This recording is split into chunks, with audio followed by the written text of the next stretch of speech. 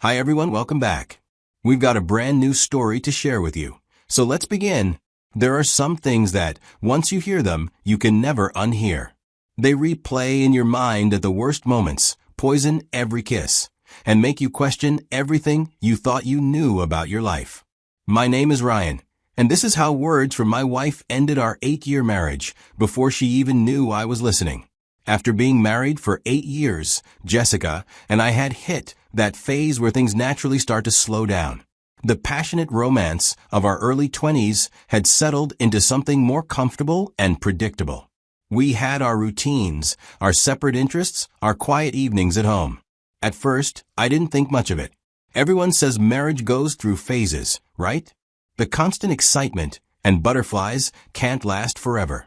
I figured we were just transitioning into a more mature kind of love, the kind that builds families and lasts decades. Jessica seemed content enough with our life together, even if she wasn't as affectionate as she used to be. But when I started trying to reignite some of that old spark between us, suggesting romantic weekend getaways, new restaurants to try, and activities we could do together, Jessica's lack of enthusiasm became harder to ignore. She'd agree to my suggestions half-heartedly, go through the motions during our date nights, and seem distracted even when we were having what should have been intimate moments. I kept suggesting different things, thinking maybe I just hadn't found the right activity or the right approach. Maybe she wanted adventure, so I planned hiking trips. Maybe she wanted culture, so I got theater tickets. Maybe she wanted relaxation, so I booked spa weekends. But nothing seemed to spark any genuine excitement or interest from her. Jessica would smile and say yes to my suggestions, but there was something missing in her responses. The enthusiasm felt forced, like she was participating out of obligation rather than a genuine desire to spend time with me. During our romantic dinners, she'd be polite but distant. On our weekend trips, she'd take photos for social media, but seemed to be going through the motions. I started planning more elaborate surprises, thinking that maybe I just needed to try harder. I arranged for flowers to be delivered to her office, planned surprise picnics in places that had been meaningful to us early in our relationship, and even tried recreating our first date down to the smallest details. But Jessica's reactions remained lukewarm at best. As time went by and my efforts continued to fall flat, I began paying closer attention to everything Jessica did and said. I started noticing patterns that I'd been unconsciously overlooking for months, maybe even years. The changes had been so gradual that I'd adapted to them without really processing what they meant. I wasn't blind to what was happening, even though I desperately wanted to be. I'd been noticing things that made me uncomfortable, but that I kept pushing to the back of my mind because dealing with them felt scarier than pretending everything was fine. Jessica had become significantly colder in bed, with our physical intimacy drying up to almost nothing. We went from making love several times a week to maybe once or twice a month, and even then it felt mechanical and disconnected. She'd participate, but without the passion or enthusiasm that had once made our physical relationship so satisfying. Even the casual physical affection had disappeared. Those small gestures had gradually stopped happening. When I tried to initiate them, Jessica would respond, but the hugs felt obligatory, like something she was doing out of habit rather than genuine affection. She started taking any free opportunity she had to spend more time with her girls, but she never shared details about where they went or what they did. These girls' nights became more frequent, sometimes twice a week, and Jessica would come home later and later, often after I'd already gone to bed. When I'd ask about her nights out the next morning, Jessica would give vague answers without mentioning specific places, conversations, or even which friends had been there. These outings seemed to energize Jessica in ways that our time together didn't. She'd come home in good moods and seeming more alive than I'd seen her in months. It was painful to realize that spending time away from me made my wife happier than spending time with me. When Jessica was eventually at home with me, her phone became a constant barrier between us. It was always face down on whatever surface she'd placed it on, and she'd immediately grab it when it buzzed. She'd angle the screen away from me when typing responses, or she'd take the phone into another room to answer calls. If I happened to be nearby when Jessica was texting, she'd stop mid-message and wait until I left the room. The secrecy around her phone communications was obvious and hurtful, but I didn't know how to address it without seeming controlling or paranoid. All of these behaviors individually could be explained away, but together they painted a picture that I was terrified to acknowledge. I kept pushing these thoughts away because confronting them felt scarier than continuing to live in denial. What if I was right about what these signs meant? What if Jessica was already emotionally checked out of our marriage? What if there was someone else? The possibility of having to face any of those realities felt overwhelming. So instead of addressing my concerns directly, I began burying myself in work to kill time and avoid thinking about what was happening at home. This meant that I started staying longer at the office, volunteering for extra projects, and finding reasons to work late even when I didn't need to. Working late became my way of avoiding the painful reality of coming home to a wife who seemed increasingly uninterested in spending time with me. If I stayed at the office until 8 or 9 p.m., I could come home, eat a quick dinner, and go to bed without having to navigate the awkward conversation and forced intimacy that had become our evening routine. But even while I was avoiding confrontation, I still felt like I could just show Jessica enough care by doing thoughtful things. She would realize how much she meant to me, and things between us would get better. I convinced myself that her distance was temporary, and that the right gesture or surprise would remind her why she'd fallen in love with me in the first place. I thought that if I could just be thoughtful and considerate enough, Jessica would remember why we'd gotten married and would want to reconnect with me.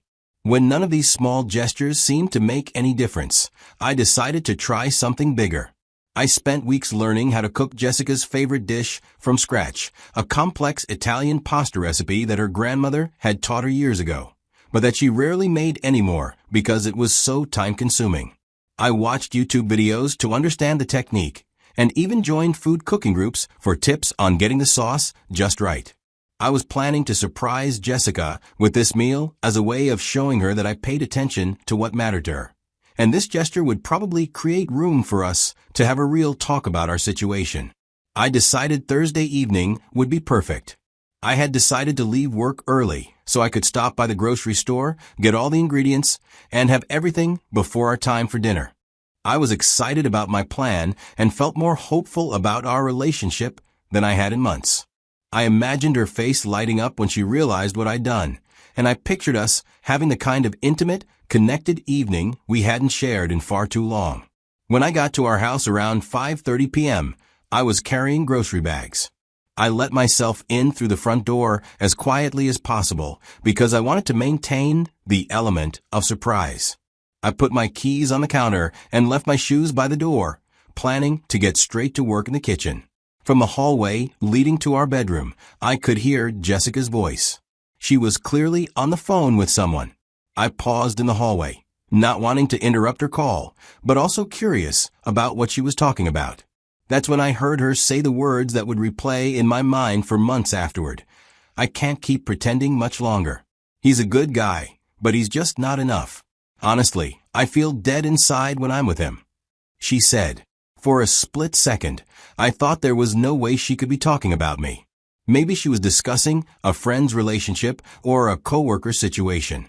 My brain refused to process that my wife was describing our marriage and her feelings about me in such devastating terms. But then Jessica said my name. She said, "Ryan tries so hard, but it doesn't matter. I just don't feel anything anymore when he touches me or when he tries to be romantic. I know I should end it, but it's complicated, you know? We have the house, our families love him, and he hasn't actually done anything wrong." The grocery bags suddenly felt impossibly heavy in my hands. My chest felt like it was caving in. Most people think they'd explode in a moment like that, storm into the room, demand an explanation, or start shouting about betrayal and lies. But the reality of shock is that it makes you go completely quiet. Your body shuts down all the non-essential functions and focuses entirely on just processing what you've heard. I could hear Jessica's voice continuing her conversation in the bedroom, but I couldn't focus on her words anymore. I realized that I didn't want Jessica to know I was there because I couldn't face her in that moment, couldn't pretend that everything was normal, and couldn't have the conversation that would inevitably follow if she discovered I'd been listening. I needed time to process what I'd heard before I could figure out how to respond. So I quietly put my keys back in my pocket, left the grocery bags and my briefcase where I set them down, and backed toward the front door. I managed to get outside without making any noise. I stood on our front porch for a moment, lost in thought. I'd been trying so hard to show Jessica how much I loved her, not realizing that she felt dead inside when she was with me. A couple of minutes after I'd left the house, Jessica probably finished her phone call and discovered the grocery bags and my briefcase sitting in the hallway. She must have realized that I'd come home and then left again without saying anything, which probably seemed strange enough to warrant checking on me. She sent me a text message asking where I was and mentioning the groceries in the hallway. The message read, "Hey, babe, I saw the grocery bags by the door. Where did you go?" I read the message immediately, but I couldn't bring myself to respond. How do you reply to someone who's asking if you're okay when you've just overheard them describing your presence as something they have to pretend to tolerate? How do you act normal with someone who's just told a friend that they feel dead inside when you touch them? After about an hour of not hearing back from me, Jessica began calling. I could see her name on my phone screen, but I couldn't answer. I wasn't ready to hear her voice or to have a conversation that would require me to pretend I didn't know how she really felt about our marriage. I spent that Thursday night at my friend's house. He could tell something was seriously wrong, but I wasn't ready to talk about what I'd heard. I told him that Jessica and I had had a fight and that I needed a place to stay for the night. He offered me his guest room and didn't push for details. Throughout the evening, Jessica kept blowing up my phone with texts and calls. She had no idea what might be wrong or why I wasn't responding to her messages. Her texts became increasingly concerned and frustrated. "Ryan, please call me back. I'm worried about you. This isn't like you to just disappear. What's going on? Can you at least let me know you're safe?" The fact that Jessica was acting innocent and concerned made the whole situation even more painful. She was genuinely worried about my well-being while simultaneously describing our marriage as something she could barely tolerate. The disconnect between her public concern and her private feelings was devastating. I didn't reply to any of her messages that night, not because I was trying to be strong or to punish her, but because I literally had no words. I lay awake all night, wondering what comes next. By the next morning, I knew I had to say something to Jessica, but I didn't know how to handle the conversation. I needed her to know that I'd heard her, but I also needed to protect myself from further hurt. So I finally sent a text message that was short and to the point. "I heard everything you said about me and our marriage. I'm done." I didn't elaborate or explain what I'd heard or when I'd heard it.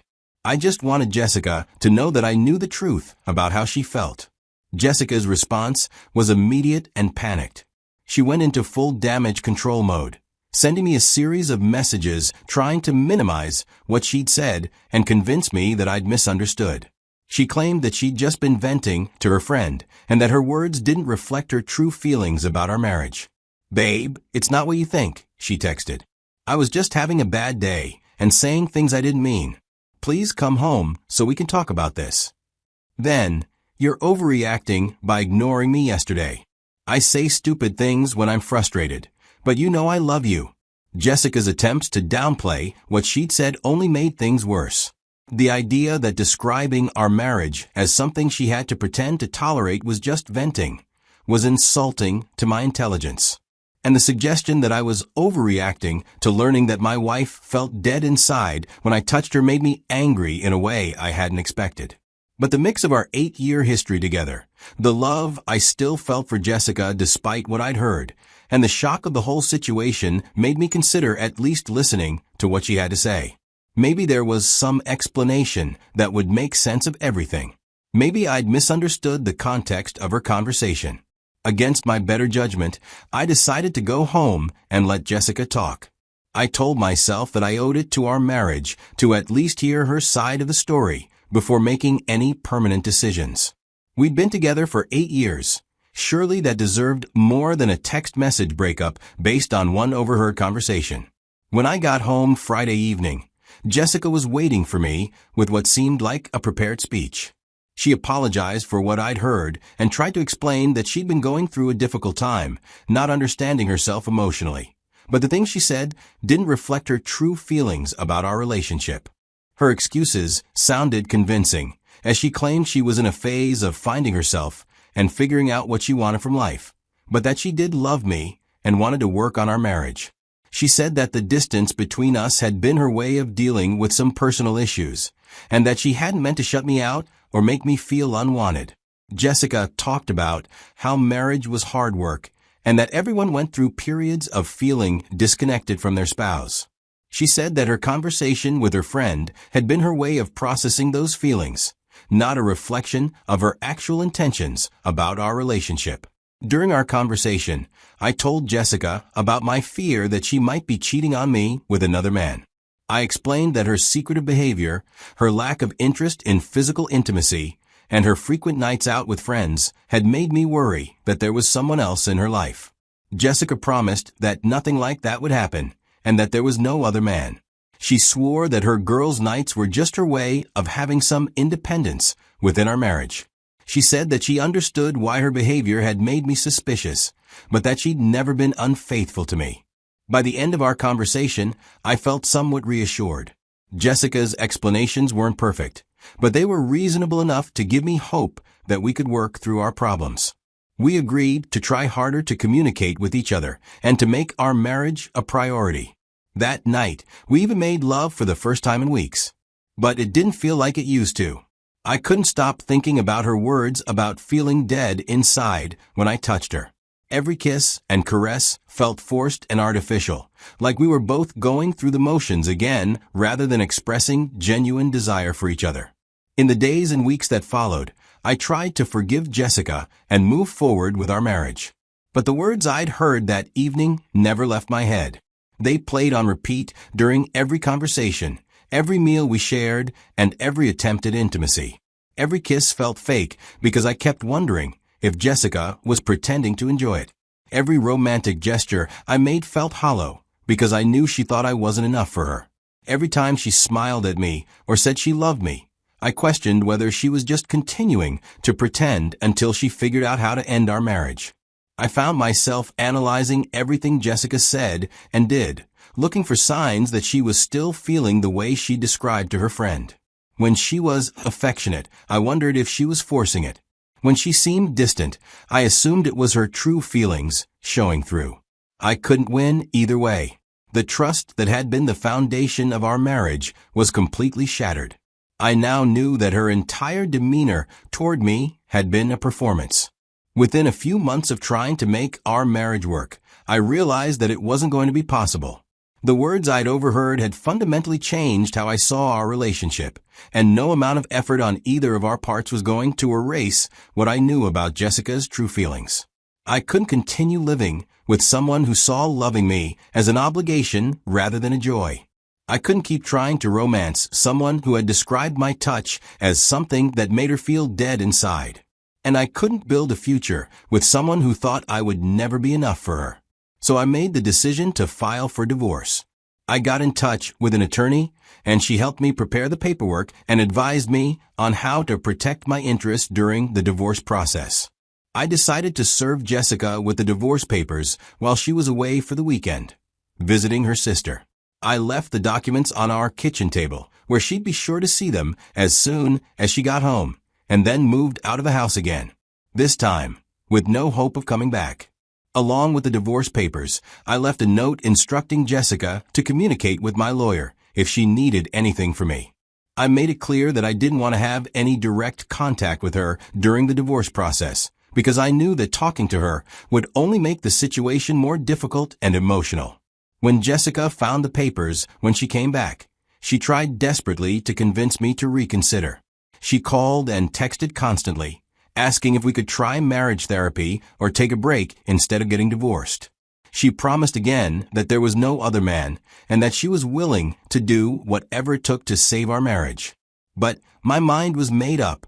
I'd heard Jessica's true feelings about our marriage in her own words, and no amount of therapy or promises was going to change what she'd said or how it had made me feel. Some things can't be unsaid or taken back, and her description of feeling dead inside when she was with me was one of those things. The divorce proceedings took longer than I'd expected, especially the asset division portion. Jessica and I seemed to disagree over little things frequently, which made every aspect of the process more complicated and time-consuming.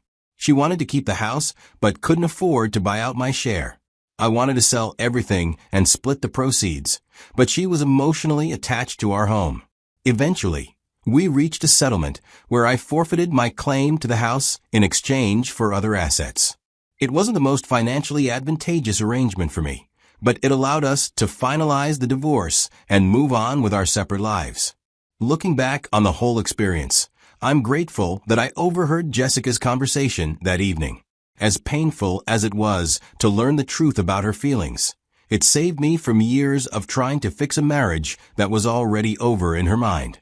I could have spent months or even years working on our relationship while she was just going through the motions and waiting for the right time to leave. The hardest part wasn't discovering that my wife didn't love me anymore. It was realizing that she'd been pretending for so long. The woman I'd been living with, sleeping next to, and trying to romance hadn't been my wife at all. She'd been an actress playing the role of a loving spouse while feeling nothing but obligation and resentment. Today, I'm rebuilding my life and learning to trust my instincts about relationships again. I'm more aware of the signs that someone is emotionally checked out, and I'm better at having difficult conversations before problems become insurmountable. Most importantly, I know that I deserve to be with someone who doesn't have to pretend to love me. Sometimes the most devastating revelations come not from what people do, but from what they say when they think no one is listening. Jessica's words that evening revealed more about the state of our marriage than any argument or counseling session ever could have. And while it was painful to hear, it gave me the clarity I needed to make the decision that was best for both of us. The grocery bags I dropped in our hallway that Thursday evening were supposed to be the beginning of a romantic surprise that would bring us closer together. Instead, they became the evidence that I'd been home to hear the truth about my marriage. Sometimes life has a way of showing you exactly what you need to see, even when you're not ready to see it. I learned that it's better to face a painful truth than to live a comfortable lie. Jessica and I were both pretending that our marriage was something it wasn't, but only one of us knew we were pretending. The kindest thing she ever did for me was to tell her friend the truth about how she felt, even though she had no idea I was listening. Some words can't be taken back, some feelings can't be unfelt, and some marriages can't be saved once the truth is spoken aloud. But sometimes that's exactly what needs to happen for everyone involved to find their way to something real and genuine. Jessica gave me the gift of knowing where I stood, even though she never meant to give me that gift at all.